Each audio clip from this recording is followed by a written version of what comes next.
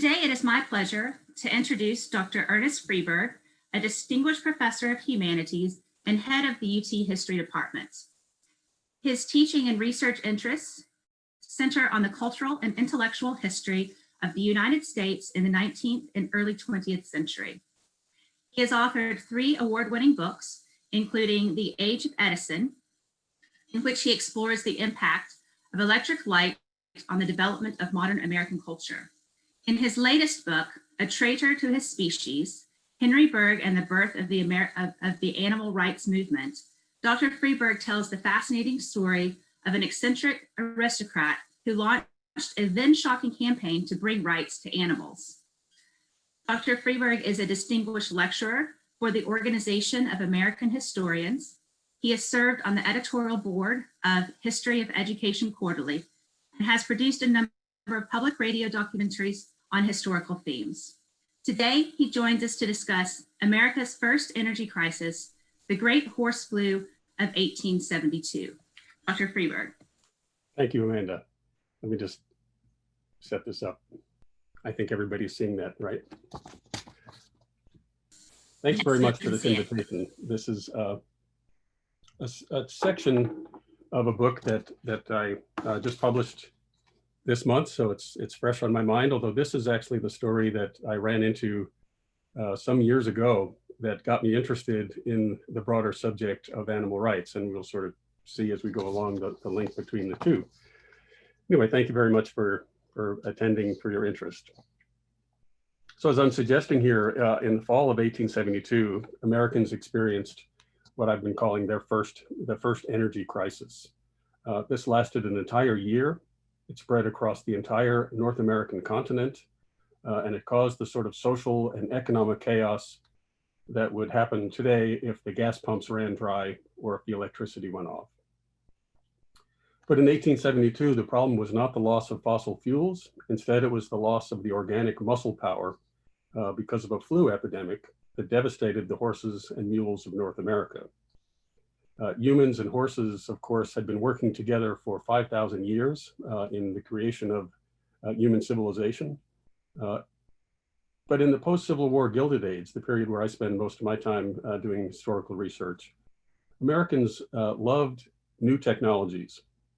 They loved to think about the future, and many could see that the end of this relationship between humans and horses was coming. The future belonged, they thought, to wood and coal-burning steam engines. Some even thought that electricity might be tamed and become the energy of the future. But all that, of course, was still years away. Even though America was becoming more urban, more industrial, the horse remained at the center of American life. So when the flu arrived, it suddenly and violently removed horses from society. For those who were living through this epizootic, as they called it, this was first fascinating and interesting, curious, and then it became inconvenient, and it later became an economic calamity. And so for us, this epidemic offers an interesting way to see just how important horsepower once was. In every major city and town across the country, horses and mules stopped working for at least a few weeks, and nothing else worked in society without the help of horses. But this disease first appeared in late September of 1872 in a small group of horses that were pasturing some miles outside of Toronto. Within days, it had spread in the city's very crowded stables, and in 3 days, nearly all the animals in the city of Toronto were infected. And 2 weeks later, the entire province was infected. Too late, the US government passed a ban on Canadian horses, and the Canadian horse disease, as it was first called, soon became a North American horse disease, arriving first in towns like Buffalo on the border. The Horse Railway Line Company in Buffalo owned 300 horses. A week after the illness arrived, only 3 of them remained healthy. The symptoms of this disease were disturbing and unmistakable. The horse suffered a persistent cough, grew sluggish, eyes half closed, ears drooping, limbs stiffened, joints crackled. Panting and feverish, many of the horses fell to the ground exhausted. Some recovered within a few days, but most developed a deep rasping cough, their eyes tearing, their noses clogged and dripping.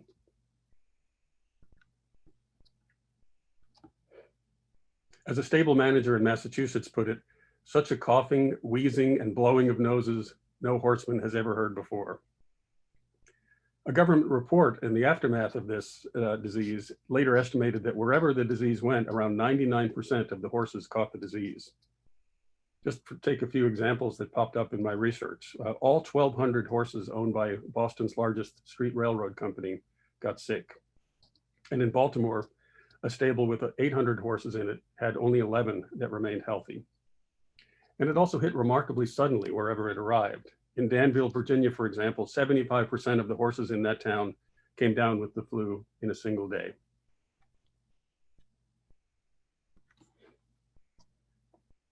Across the country, 1 or 2% of the horses died, and a much higher percentage died in the very crowded urban stables, some of them horrendous conditions, horses crowded together in underground basement stables, and very quickly the entire stable full would get sick. So this meant that hundreds of horses every day were dying in American cities. For the first time that anybody could remember, you could cross Manhattan's Broadway in the middle of the day without fear of being trampled, and a strange silence fell over the boulevards that were usually roiling with traffic. Certainly, I think we can relate to that when we think about the early days of our own experience with the pandemic. There were no collisions, no runaway horses, no traffic battles between trolleys and wagons that were a commonplace in Gilded Age American cities. So across the country, people watched helplessly as this epidemic grew closer and closer. Newspaper editors warned people to look to their horses and ran advice columns from veterinarians advising about what to do. But there really wasn't much that people knew to do. Germ theory was just in its infancy at this point, still controversial, and nobody understood the source of influenza. People took the veterinarian's advice. They cleaned their stables. They tried to disinfect the air with carbolic acid. They gave their horses better feed. They covered them with blankets. And all that was probably helpful. But most of what people tried to protect their horses was useless, and some of it was certainly dangerous. A man in charge of the post office horses in Chicago tried the traditional remedy of keeping a large goat tied up in the barn. Others swore by the use of alcohol, a mix of gin and ginger, though some horses apparently liked that all too much and started to veer towards saloons, the story goes. Others put medicinal herbs on their horses' bridles, camphor and juniper tar. And homeopathy was very popular among medical reformers in the late 19th century. So these doctors thought mixing just a small amount of arsenic or belladonna would have a good effect, while others mixed up licorice, creosote, or gentian root. People were desperate to save their horses, so anyone promising one of these surefire cures was bound to find lots of customers. Some said that animal doctors, in fact, were the only ones who benefited from this epidemic, and they were seen wearing plush new overcoats and puffing on expensive cigars. People were understandably worried that this disease might jump into the human population. This is a time when crowded cities in the United States suffered terrible epidemics of yellow fever, typhoid, cholera, and diphtheria. And doctors, in fact, did report a few cases where they thought perhaps human beings had been infected by this disease, but just a few. But the real and the much bigger threat that humans faced came from losing the work that was provided by these 9 million horses across the country. In urban industrial society in Gilded Age America, we're talking now the early 1870s, millions of Americans were dependent on horses to bring the food and the clothing and the heating supplies that were essential to sustaining their lives. As one editor put it, watching this epidemic rage through his city, we now see that horses and mules are not simply private property. They are the wheels of our great social machine, the stoppage of which means widespread injury to all classes and conditions of persons. Much of this economic damage came from disruptions in the coal supply, the crucial fuel for industrial production and for home heating in these years. Horses and mules were essential for working in the mines, and they had to stop doing that. They also transported the coal to the cities via the canals. Both the mines and the canals had to shut down, and thousands of tons of coal could not reach market. City customers, we're talking here about the fall as winter is approaching, worried that there was going to be a coal famine, that people were going to freeze that year. And so as a result, prices for coal went skyrocketing. Pittsburgh had such a shortage of coal that the mills and factories had to shut down, throwing many thousands of people out of work. And railroads faced another problem. In addition to not having coal, they also could no longer make deliveries because their depots were so full of materials that the horses were unable to bring away. And so the shippers would plead with people to please come and carry them away themselves. Some tried oxen to do this. Oxen were unfamiliar with this. They had not really been seen in the cities in this format since colonial times, and they were not easy to manage, so there were terrible accidents with the oxen. Even so, oxen were snapped up, hard to buy at any price. So others relied on goat carts, on donkey carts, and dog carts. And of course, many people across the country had to rely on being beasts of burden themselves, taking the place of their horses. Streets filled with boys pushing wheelbarrows and pulling hand carts. The post office moved the local mail via fast wheelbarrow express. Some companies not only hired crews of men for their wagons, but also brass bands and drummer boys to help the crew pull the wagons along. The harvest was significantly disrupted. This is, again, the fall, a crucial time for the American economy. Farmers desperate to bring their crops to market paid exorbitant prices for the oxen and the healthy horses if they could possibly find them. The canals, especially the Erie Canal, was shut down. So even if farmers were able to get their materials to some market, thousands of tons of produce were rotting on the docks. In fact, it was fascinating to dig through these sources and find that just about every aspect of economic life was affected by becoming suddenly unhorsed. Saloons went dry because breweries could not deliver their beer. Theaters and amusements shut down because there were no customers. People couldn't travel, and they also began to worry about an economic crisis, so they weren't spending money. Sheriffs could not deliver subpoenas, so justice slowed down. And weddings were less festive because they usually included long trains and decorated wagons. Even funerals were disrupted. A lone horse might be found to carry the hearse, but no extras could be spared in order to carry the mourners to the graveside. A reporter in Boston described it this way: funerals are set, the hour comes, the mourners assemble, the sad service goes on and is ended, it's raining, the dead remain unburied. The weather lifts on the following day. The cemetery is 5 miles away. One horse is found to draw the hearse. One mourner follows the dead to the grave. He rides on the hearse with the undertaker. Many editors commented on the fact that city dwellers now had to walk, what they called going Shanks Mare. The horse railway had expanded the size of the city during the 1870s, creating new suburbs for those who hoped to get away from the crowds and the pollution and the crime, the noise and the filth of the inner city. And so during the heyday of these horse railroads, you could ride for a nickel from the suburbs into downtown to work.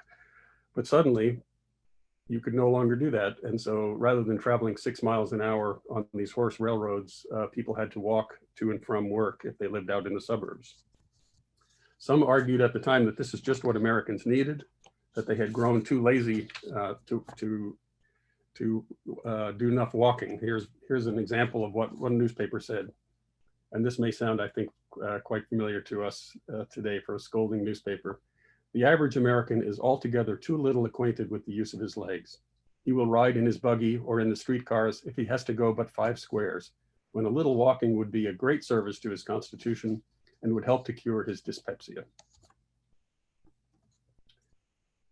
Society's greatest vulnerability was to fire. With no horses available to pull the heavy wagons, fire chiefs had to ask residents to be ready to man the drag ropes for these steam-powered pumps for the fire wagons. In many places this worked, but not in Boston on the evening of November 9th. The horses in that city were still recovering by then from the flu that had gone through, but the fire department's horses were still too sick to work. And when a fire broke out in a downtown warehouse, It spread enormously rapidly because the warehouses were stuffed with all the things that couldn't be delivered during the epidemic. So paper and leather and rags and wool. The men had to drag the heavy steamers themselves, and it took a long time to get to the fire. The blaze was entirely out of control by the time they arrived, and granite buildings that were thought to be fireproof exploded from the intense heat. So it was a very large section of downtown Boston burned down during November of 1872. By the morning, 70 acres of downtown Boston was reduced to rubble and ash. Hundreds of millions in capital was lost. Thousands of jobs were lost. A dozen firemen died fighting in the blaze. There was an investigation after the fire that found several causes. There were old pipes, not enough engines were sent out, but the main cause the study found was the horse disease. So cities were silenced, but they gradually recovered as the pandemic burned itself through, usually within 2 or 3 weeks. The din of traffic resumed, markets slowly revived, freight depots whittled away at the backlog of deliveries. The trolley cars came back online and the horses were sent back to work. As the eastern cities bounced back first, the epidemic continued to move west and south. In the winter of 1873, it hit Nevada so suddenly that desert roads filled up with coaches of merchandise that had to be abandoned on the side of the road when the horses died along the way. And in the Southwest, the epidemic forced the US cavalry down from their horses, where they spent some weeks chasing their Apache foes on foot. The last reports of the disease came from Nicaragua in September 1873, so it had taken the virus almost a year to travel 2,000 miles from Ontario to Nicaragua. The illness that removed horses from daily life made them visible in other ways to society. People suddenly realized that they had been taking these animals for granted and that they were not machines, but suffering creatures. The most obvious sufferers on the streets were the draft horses that worked hauling these railway cars, these railroad trolleys, as they called them. These were notoriously overworked and abused even before the illness, and they never lasted more than a few years at best, even when they were healthy. Worked as hard as possible and then recycled at the rendering plant very, very quickly by these companies. But during the epidemic, their very public agony in the streets forced people to confront something that they already really knew, that these animals lived short, brutal lives, spending long hours each day in dim and fetid stables, punctuated by intense bouts of tremendously hard work. After several years, most were broken, as I said, destined not for green pastures, but for the rendering plant. As the editor of The Nation magazine put it, the condition of the horse among us is a disgrace to civilization. The manner in which we permit him to be used by car companies for local transportation, the pavements which we supply him to do his work upon, and the dens in which we allow him to be lodged are worthy of the dark ages. Many observers, in fact, watching this epidemic decided that there was a moral to the story, that God was trying to teach people a lesson, forcing them to switch places with their horses for a while and to carry their own burdens and see what that felt like.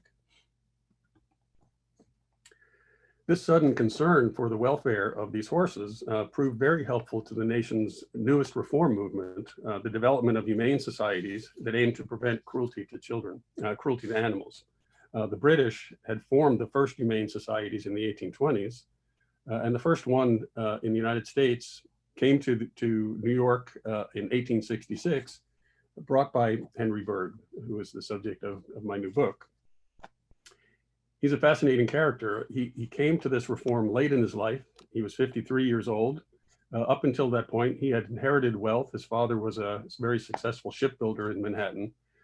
And Berg was not interested in shipbuilding, and so he very quickly took his inheritance and married a socialite and moved mostly to the capitals of Europe, where he's spent decades of his life as apparently a terrible playwright and poet, writing very bad plays.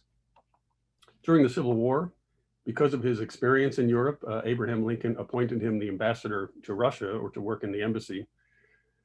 And it was there that Berg's life changed. In St. Petersburg, he was provoked by the sight of a teamster who was beating his horse. Apparently this was even worse in the streets of Russia than it was in the streets of New York. And so Berg demanded that this person stop this. And the Teamster, in fact, complied, I think partly impressed by the fact that Berg was wearing his ambassador's uniform. And the very fact that Berg had done something good with his life suddenly led him to devote the rest of his life to this cause. He's also fascinating because he didn't particularly love animals. He becomes remembered as the great animal lover of the 19th century. But he didn't own any pets. He disliked dogs, but he thought that cruelty to animals was barbarism. Back in the United States in 1866, year after the Civil War ends, he throws himself into this crusade with fervor. And it's thanks to his energetic lobbying and his wealthy, influential friends, New York passes the nation's first modern anti-cruelty law that Berg drafted. He drafted it and it said this: it became a crime to maliciously kill, maim, wound, injure, torture, or cruelly beat any horse, mule, cow, cattle, sheep, or other animal. Many other states, especially in the North and Midwest, followed Berg's lead, and over the course of his career for the next 20 years, they passed similar laws. By the time he died 20 years later, just about every state had something like a Berg law on the books and an SPCA or more in order to try to enforce the law. The symbol, as we saw, of the society was really evokes this moment for Berg of stepping in as the guardian angel of a horse being beaten by a teamster, and this, this in a sense memorializes the thing that started the whole movement. And they did a number of other things in order to protect animals. They developed, with Berg's advice, the first horse ambulance. Apparently, it was very useful during the epidemic. And in fact, there was a horse ambulance in New York City before there was a human ambulance. And this was an idea that was picked up later by hospitals. They also installed public drinking fountains. You may have seen some of these gorgeous granite fountains in downtown areas that were established in the 19th century as a humane effort for horses. They lobbied for improved pavements so the horses wouldn't break so many legs on the slippery streets. They also pushed for a ban on inhumane slaughtering practices. They founded the first animal shelters. They stopped the practice of using live pigeons for target practice. So they had a wide range of things that they took on. And the most controversial part of Berg's law, and really many would suggest the most important, was that he created special agents. The law empowered the SPCA to appoint deputies of its own who were able to go out in the streets and either arrest people or warn them, or in some cases, commandeer the police to come and help with arresting or stopping somebody who was being cruel. So as the epidemic raged in New York in November of 1872, Henry Berg plants himself in the city's major thoroughfares and stops the horse railroad lines and the teamsters as they go by to inspect them to see whether they have any signs of the influenza. Nobody knew for sure what caused the disease, but everybody did know this one thing, that animals had the best chance of surviving if they were not forced to do hard work once they caught the disease.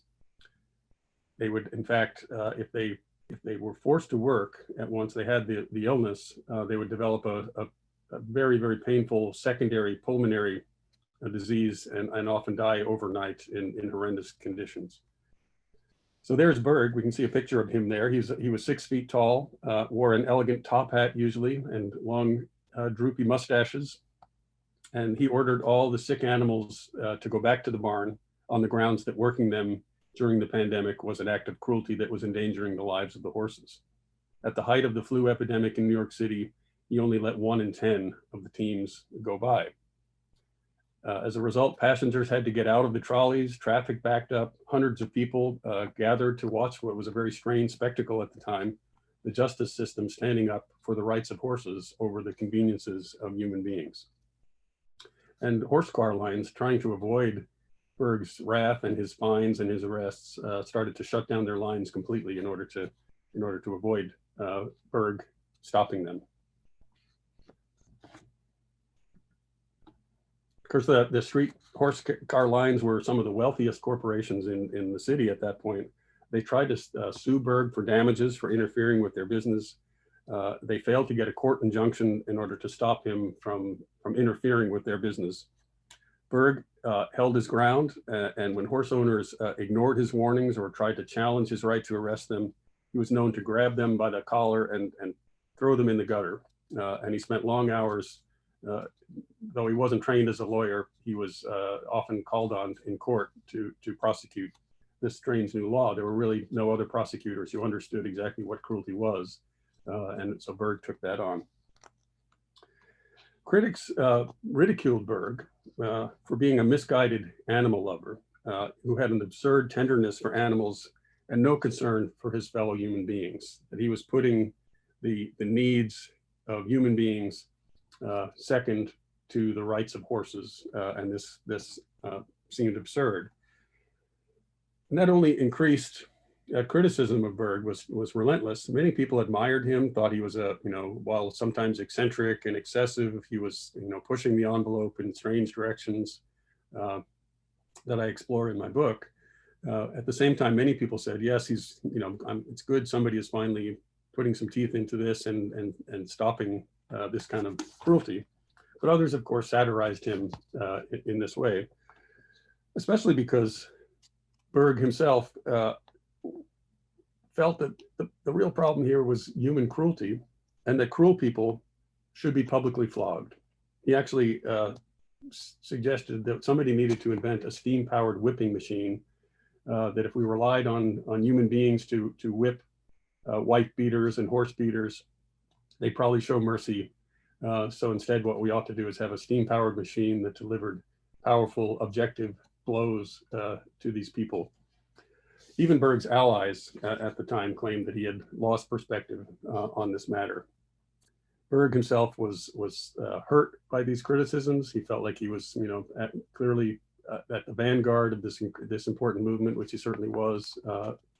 But at the same time, he recognized the fact that stirring controversy like this was good for his cause. So some, as I suggested with Berg, thought that the moral of the story of this is that people should be kinder to their horses. But others thought that what this had really proved was that the epidemic showed us that horses should be replaced entirely. Some pointed out that if the flu had lasted much longer, if it hadn't just blown through cities within a few weeks, it could have ruined the American economy and might have even threatened mass starvation. It was made very clear that horsepower was absolutely essential in order to provide the heating, the food for thousands and millions of Americans who were trapped in cities, and that this was a dangerous situation. What if the flu came back or something worse came back? Americans would be enormously vulnerable. The horse was a noble animal, but it was time after 5,000 years to find something better. The horse railroad companies were in favor of this idea because it was enormously expensive to run a horse railroad line. In order to keep one running, you had to have thousands of horses. Steam engines seemed like they would be much, much more efficient. You didn't have to feed them when they weren't working. They didn't take up all the storage space of the stables in the cities. They couldn't be overused. You couldn't be cruel to a machine. And Berg, in fact, himself was strongly in favor of this move to this direction. Felt, steam engines, you could work them as hard as you wanted. You could break them if you wanted. It wasn't a matter of being cruel, and that horses should be relieved of this burden. They would also be, the argument was, much cleaner. 2 million horses in American cities, each one dumping 10 pounds of manure and a gallon of urine on the city streets, provided an enormous sanitation problem for cities. It also was the case that keeping horses healthy and required veterinarians or experienced stable hands, and that maneuvering them through the crowded cities required a level of skill. And people suggested that once steam engines came in, even a teenager would be able to run these powerful machines through the streets. This wasn't a new idea in 1872, but it got a fresh impetus because of the concerns about the virus. Since the 1850s, the railroad companies had been experimenting as they'd been building. Here's a map of the horse railroad lines in Boston, for example. And these, as I was suggesting, these horse railroad lines weren't just a convenience, but they had become a public necessity. in order for cities to expand as they did in the 19th century, transportation had to improve. And until the 1880s and 90s, that meant more and more horse railroads. These cars ran up and down the streets, hundreds of them a day. Many people richly complained about the horse trolleys. They were crowded, they were smelly, they were unheated, but they were also a crucial tool for creating the suburbs that made it possible to live in a city that was bigger than just the area you could walk across in the course of a couple hours.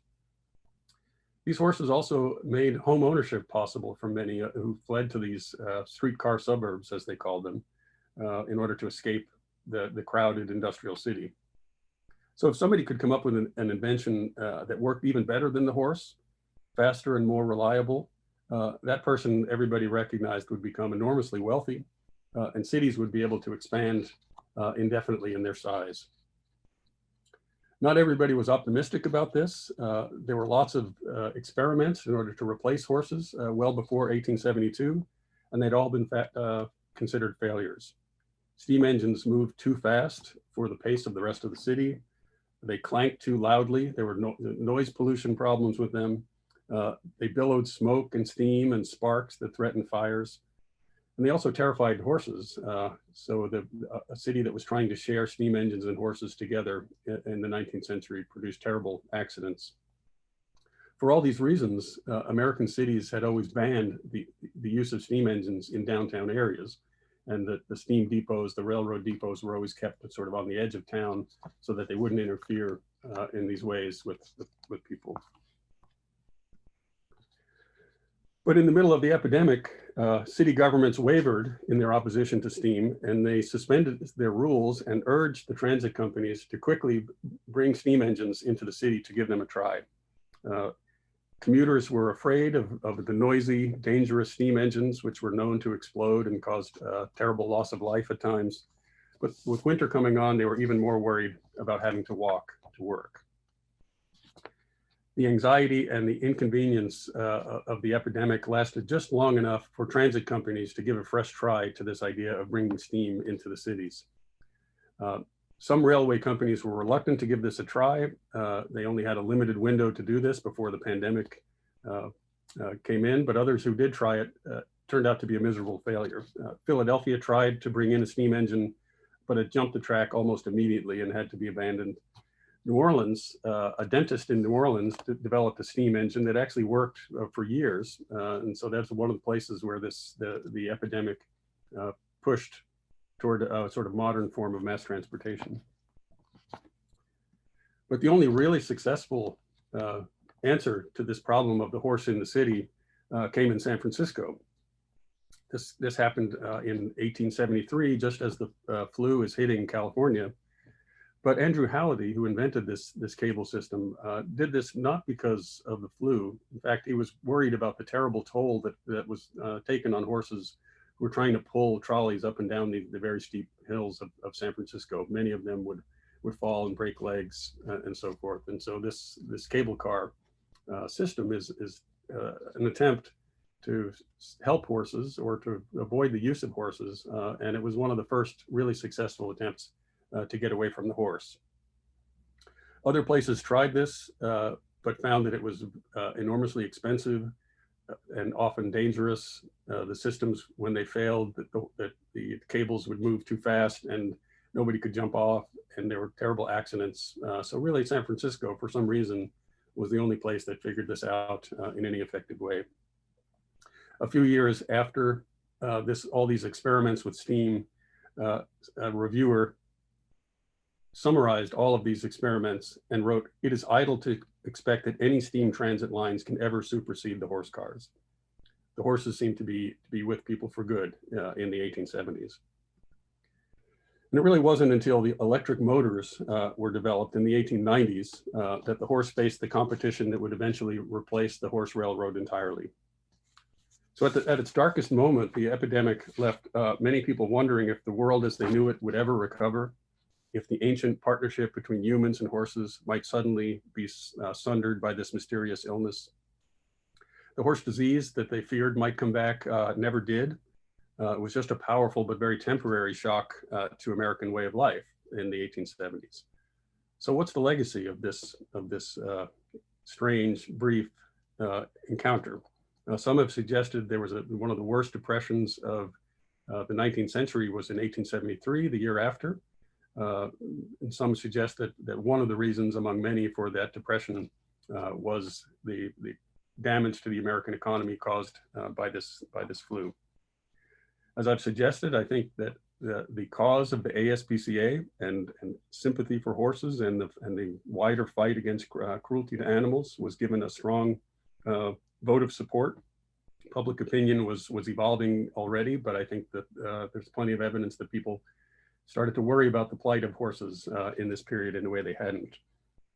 And this encouraged, but did not complete this transition away from muscle power, animal muscle power, over to steam, oil, and electricity, a process that was really just beginning in 1872. And in fact, the number of horses in American cities only grew for decades. And as you can see here, here's the last of the horse-drawn trolleys in New York City. And finally, I think this is a chapter in what one historian has called the Great Separation, the split that happened after this, millennia-long partnership between humans and animals that defined the city. This is really the beginning of the end and the creation of a different relationship between humans and animals in the urban environment. Think of the modern city as one that is stripped largely clean of livestock, and horses are a novelty, and pets are carefully contained and leashed. And this is a lot of what I try to explore in my book.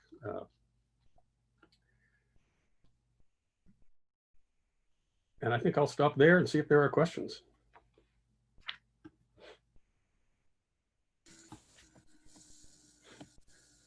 Thank you, Dr. Freeberg.